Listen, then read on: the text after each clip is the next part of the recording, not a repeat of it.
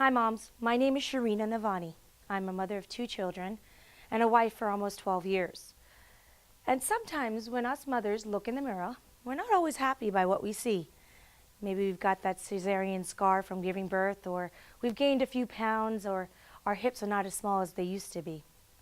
But for nearly 2 decades, I have suffered from a disease that has caused me more emotional pain than you can ever imagine. And I'm sure I speak for a lot of women out there when you suffer from a skin disease.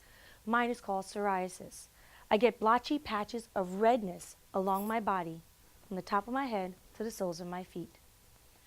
And for women out there who suffer with these issues with their skin, today we are talking to a clinical psychologist who will tell us some tips and advice on how to keep our self-esteem up despite what we see in the mirror. We always think that there is going to be this perfect, self, and really there is no such thing as perfect. And I think really the most important thing is to try to find the ways to have the positive, thoughts about yourself and look at, what if you're not liking certain parts of yourself and you don't like the way they look at the parts that you do like.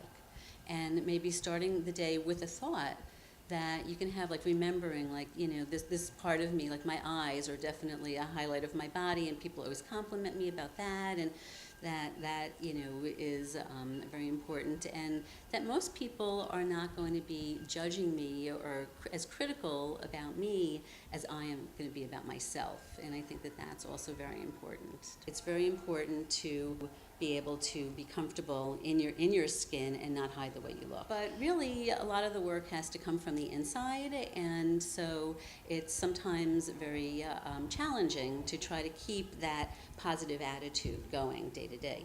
Really just help reverse some of the negative thinking that you have, and sometimes it helps to remind yourself that you are of value, no matter what you look like, or if you're having a breakout, or you're feeling like you're 5 or 15 pounds overweight, that you do matter, that you count, and that there are people who love you, and that your looks really are not as important to them as you might believe. Well, intimacy is very difficult, especially if you're not feeling well physically. And when you're in intimate situations with your partner, is to really have good open communication so that you can have an open dialogue about the way you are feeling, and that you can discuss what's comfortable for you or not, and maybe what parts of your body you prefer to be touched or not, and to be able to have that dialogue, I think is very, very important. And then you can, practice some other techniques that might be helpful, like dimming the lights, or putting on some candles, or maybe even replacing light bulbs with, a color like a red or a pink, or something that way. It might take the focus off your body on other things.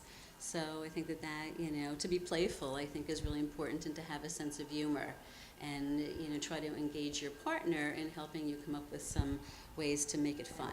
You should take things one day at a time. Try to take things one day at a time, because we always generalize and look at the future looming, and if you can just bring it to one day at a time, things become more manageable when you break things down. I think that can be really, really helpful. And if you're having trouble really with, dealing with the way you look, it might be time you might want to go talk to somebody professionally, whether it's, a therapist, or getting into a support group, or using some of the online support networks that are available, and, getting into some chats, because I think that that's also very important.